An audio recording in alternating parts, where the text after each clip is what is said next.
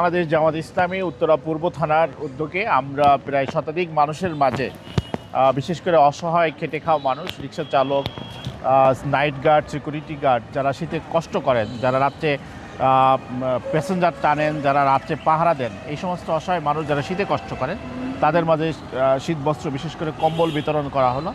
এটা এই থানার মাসব্যাপী কর্মসূচির একটা অংশ। আজকে শুরু হলো এবং সারা মাস চলবে। প্রত্যেক জনশক্তি ব্যক্তিগতভাবে দিবে এবং সংগঠন তার ওয়ার্ড, এলাকায় এবং বিশেষ করে ভাসমান যারা রাতে কষ্ট করেন ছিন্নমূল মানুষগুলো, তাদের মাঝে এই শীতবস্ত্র বিতরণ কার্যক্রম চলবে।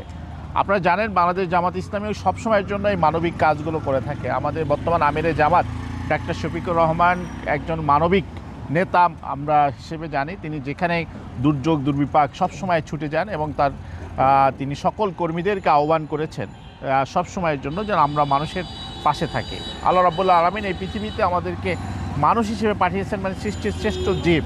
আমাদের দায়িত্ব হচ্ছে আর এক মানুষের পাশে দাঁড়ানো। আল্লাহ এই জন্য কোরআনে বলে দিয়েছেন, কুনতুম খায়রা উম্মাতিন উখরিজাতিল নাস, তোমরাই শ্রেষ্ঠ জাতি, তোমাদের কাজ হচ্ছে মানুষের কল্যাণ করা। বাংলাদেশ জামাত ইসলামী এই কাজটা শুরু করেছে এবং আমাদের প্রত্যেক কর্মী, রোকন, জনশক্তি যারা আছে, আমাদের সুধী শুভাকাঙ্ক্ষী প্রত্যেকেই আমাদের এই কাজে সহযোগিতা করেছে এবং আমরা উদ্বুদ্ধ করছি। এই প্রচণ্ড শীত এখন চলছে বাংলাদেশের, বিশেষ করে ঢাকাতে তো আছেই এবং উত্তরবঙ্গ সহ সারা দেশে প্রচুর শীতে মানুষ হাড় কাঁপানো শীতে কষ্ট করছে। আমরা চাই আমাদের যাদের সামর্থ্য আছে আমরা যেন তাদের পাশে দাঁড়াই।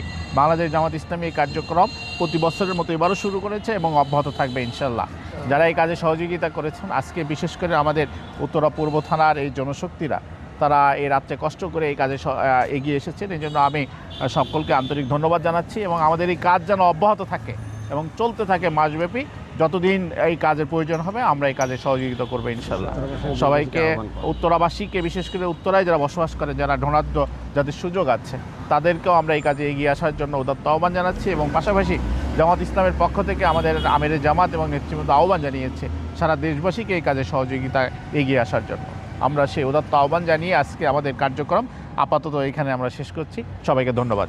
আসসালামু আলাইকুম।